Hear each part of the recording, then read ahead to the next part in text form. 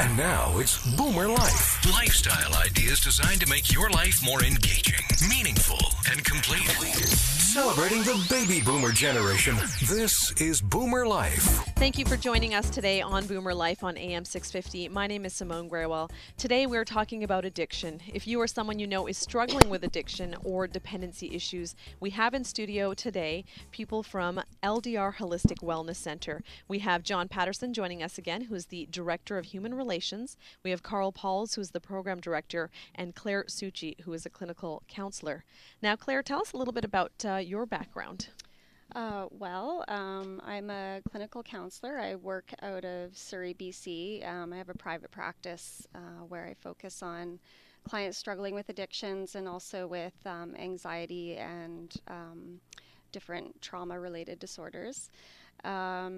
I have an undergraduate degree in psychology and a master's in counseling psychology as well. And my areas of specialties are really in the addictions field. And I worked at a number of different treatment centers, both here in Canada and in Asia. And yeah, I've sort of recently settled into this area and getting more connected in the field here. And yeah, just doing what I love to do. In the past now, Claire, you've struggled with addiction yourself. So tell us a little bit about that and what brought you into recovery. It'll be 9 years ago at the end of this week. I sort of hit a period in my life that I guess many would consider a bottom. I was 30 and unemployed, not able to hold down a job because I was a daily drinker at that point. I was suicidal. My relationships were in shambles, and I was just, I reached this place where I was just absolutely sick and tired of being sick and tired. And I had sort of, believed for quite some time that if I just made certain changes in my life, like getting the right job or moving to the right city or dating the right man, that I wouldn't need to drink. But I sort of reached a point in my life where I exhausted all of my options, and nothing was helping. And I was at risk of losing the one very important relationship to me, which is with my mother. She was prepared to walk out of my life. And that for me was the moment where I said, okay, enough is enough. And I made a decision to get help. Now, you mentioned you were 30 when this happened, and I feel like stereotypically people might think addiction is something that teens struggle with or somebody younger struggles with. It doesn't really happen later in life, when really it can hit you at any point in your life. There is no age on when you can start to struggle with something like this. Mm-hmm. Yeah, absolutely. And what are some challenges that you found or that you know for people that are trying to get sober? I think the biggest challenge for me first was the shame. I was an educated woman. I had a degree in psychology of all things. And so there was this belief I had that I should be able to manage this, that I should be able to stop drinking on my own. And so even just admitting that I wasn't able to do that, there was a whole bunch of shame and embarrassment attached to that. And also getting honest about the reality of my life. Like financially, I was in a huge mess. My relationships were destroyed, and so I was already feeling so vulnerable. To be open with someone else about that vulnerability felt almost impossible. But I came to a point where it was just apparent to me that intelligence and self-awareness and all of those things were just not going to help at that point. And you said there was challenges with certain relationships in your life. Did you find that it was you more coming to a realization? Were you in denial and you were having friends and family members say to you, listen, this is what we're noticing? How did it kind of start? Was it more on your end, or was it somebody really bringing it to your attention? Yeah, that's an interesting question. Often it is the family. In my case, it wasn't. I was a master of disguise and very, very talented at hiding my issues from my family. I moved around a lot and didn't live in the same city as my parents, and so I was able to conceal a lot of it from them.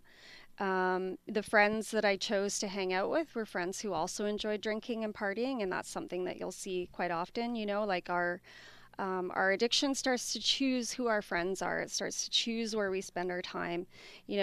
Our addiction chooses what kind of work that we can do. So that we have a life that sort of accommodates the dysfunction. So there really wasn't anybody close to me who was, first of all, aware of the problem, and second of all, who would have had the type of relationship with me, where they could have said, "Hey, look, you've got a problem." And you said the biggest relationship you were afraid to lose was the one with your mother. So how did that conversation go, or how did that come to fruition, like speaking to her about what you were going through? Yeah, I remember that moment very clearly. As I mentioned earlier, I was suicidal, and it was also a chronic self-harmer as well. I was a cutter. And what happened is, because of that, I ended up in a hospital emergency, and there were several of those occasions where my mother was not aware, but on this particular occasion, she came to the hospital to pick me up, and it was really just the expression on her face. I could tell that she didn't know how to support me through this. She didn't know how to help me. And the pain that it was causing her had reached a point where it was just unbearable for her, and she couldn't do it anymore. If you're just joining us on Boomer Life on AM 650, my name is Simone Graywall, and today we are talking about addiction. If you or someone you know is struggling with addiction or dependency issues, we have in studio guests from LDR Holistic Wellness Center. John Patterson is the Director of Human Relations, Carl Pauls is a Program Director, and Claire Succi is the Clinical Counselor.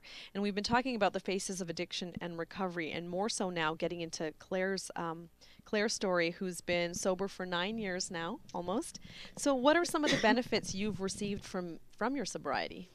Oh my gosh, there's just there's so many. I'm not even really too sure where to begin. I mean, the benefits or the gifts that I received early in recovery were a lot of the sort of just like the practical things, like my relationships turned around. Excuse me.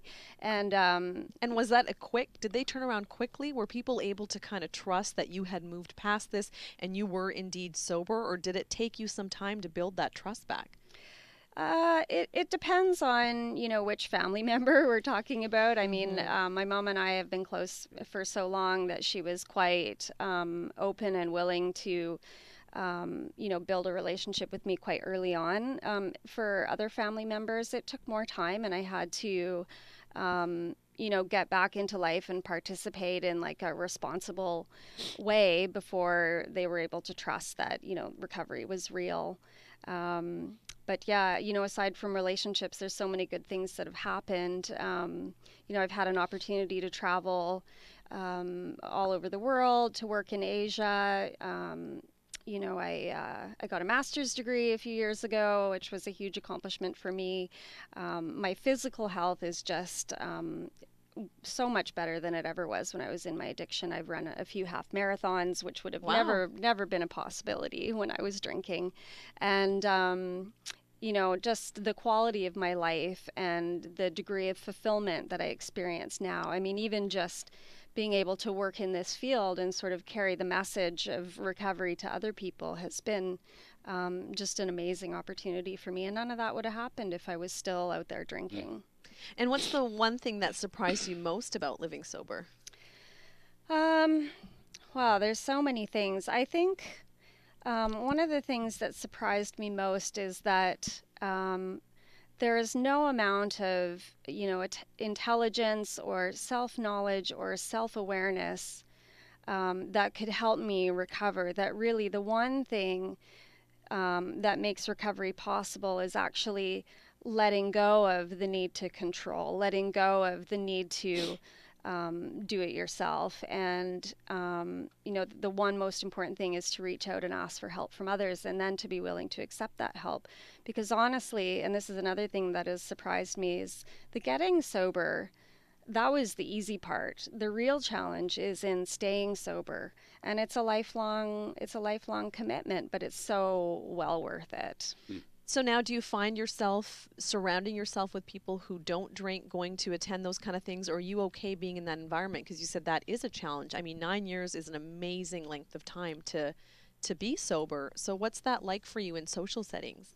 When I was early in recovery, it was really important to protect myself and to avoid going into places where alcohol was around or where I was likely to be triggered. And, I'm still cautious. Like if I'm going into a place where I would typically want to drink, I make sure there are people who care about me that know I'm going to be there. But really, I experience a degree of freedom in my life now that I never had before. And I can go into restaurants or bars or whatever and, socialize with people who are drinking. But I'm very selective about when I do that and who I choose to do that with, because one thing I know about addiction is that, it resides in a part of the brain that I have very little control over. So under the right circumstances, it is still possible for me to be triggered and to not have the wherewithal to resist that trigger. So safety is always something that's on my mind. But, I got sober to live life, not to live in, a room and isolate myself, because that's what addiction was for. And so I really believe that, when people are able to reach out and ask for help and get the help that they need and commit to continuing with the work, the world is their oyster. Really, you can accomplish anything you want. You can go wherever you want, and you don't have to be held back just because you're an alcoholic or an addict in recovery. And you mentioned that it's not as much you as it's a trigger that could go off when you're in that situation. So do you find that now having gone through it and you're surrounding yourself with people who really support you, that it is really going to be a lifelong challenge continuing? I mean, we've talked about this as being an illness, and there are things that you can be cured from like that with a medication or something like that, but this is really going to be a very long process for the rest of your life. Mm-hmm. And sometimes when people hear that, I think what they hear is like a prison sentence, like you're doomed. And I really think that's important to address, because it can sound like such a negative thing, but in fact, by living, a program of recovery or, taking specific steps to create a life that promotes sobriety, your life actually gets better. Like all the things that are important tend to improve, and over time you don't have that sense of like, oh my gosh, I'm waking up in the morning and another day in recovery and I have to do all this work. And I mean, there are times when it is difficult and it is exhausting, but the benefits so far outweigh the effort involved that it's just totally worth it.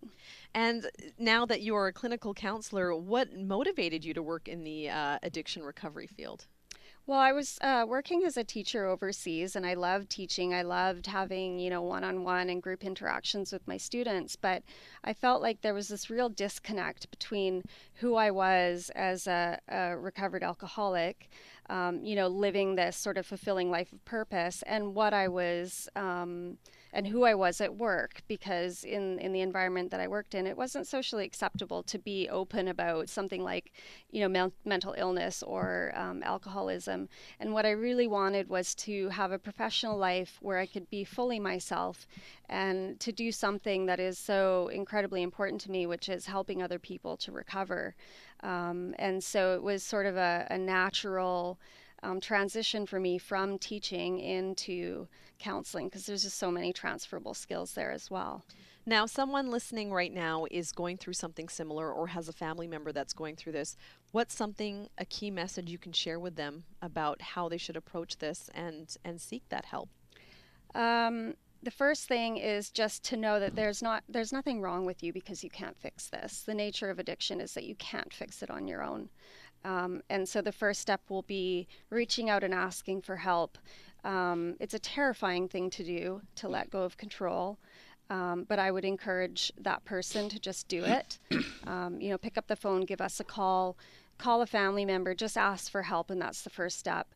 The next step is that you have to be willing to accept the help. It's not always going to come in the way that you want it. You won't necessarily get to control the way you recover. but it's well worth it if you do. Thank you, Claire, for sharing your story with us and being so open. If you're just joining us on Boomer Life on AM 650, we're talking about addiction. If you or someone you know is struggling with addiction or dependency issues, we have guests from LDR Holistic Wellness Center with us. After the break, we're going to talk a little more to Carl Pauls, who's the program director, and hear a little bit of his story. Stay with us right here on Boomer Life on AM 650. It's all about the baby boomer lifestyle. Boomer Life on AM 650.